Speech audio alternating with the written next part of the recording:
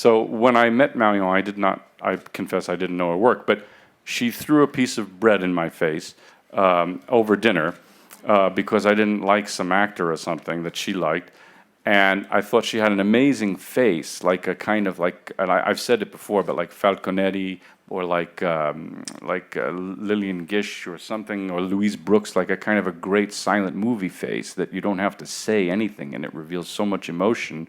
And when you talk to actors, sometimes you don't even have to watch them act. If the minute that you talk to them and get a sense of that intelligence, you know that they can be wonderful. En français, d'accord. Français.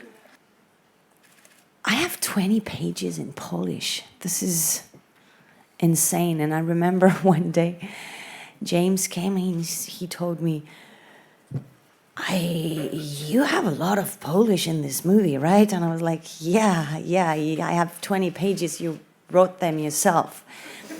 And he was like, oh yeah, I was wondering why you would spend your days in your notebook, because I had to work almost every night and day to get it right.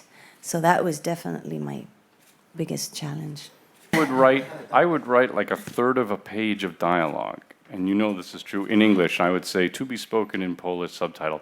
And then the Polish would come back and it would be like 4 pages. Like it did not correspond at all to the length of what I actually wrote. It was so bizarre. So bizarre. I was like, I don't understand. It's like she walks in and says, "Oh my God, my auntie," and then it's like, I'm like, what? Are you saying that? Are you sure you're saying that? Yes, that is exactly what she's saying. That's what you wrote. I'm like, But Duke Sant, who is, by the way, a totally brilliant writer, and his book Low Life, if you've read it or know anything about it, is really one of the great sort of nonfiction books ever written about New York. I spoke to him. I said, "Can I use your title?" He said, "No."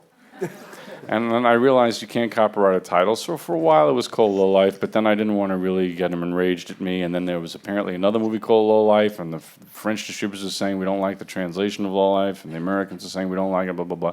So I said, you know what, fine, I'll change it. And I started calling it The Nightingale because there's this improvisation in the film where she says, Nightingale always sings the sweetest before the... And everybody hated that title, except for me. Everyone was except for me. Yeah, you liked it too? Yeah. Well, then fuck it, it's The Nightingale.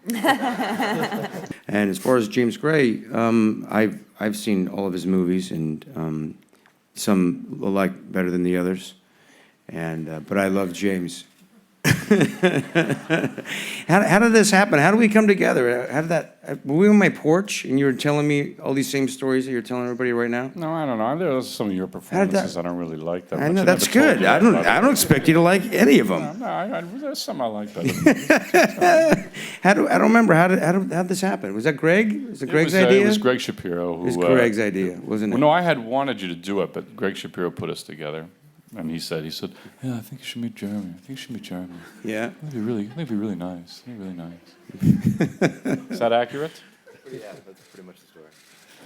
The story on real stuff. So, I mean, I guess I could have had someone from Mozambique being exploited, but the truth is that the wave of immigration, 1921, would have been Eastern Europe. The door closed for them in 1924. My family is from Eastern Europe. The women who were exploited were mostly from Eastern Europe. I guess it's just because I was trying to adhere to the history. I never thought that it was like, oh, another Eastern European movie where a person gets exploited, and if it is, I feel terrible about it. But that was the goal of the film, was to do something honest and historically accurate. And I kind of have to let the chips fall where they may at that point.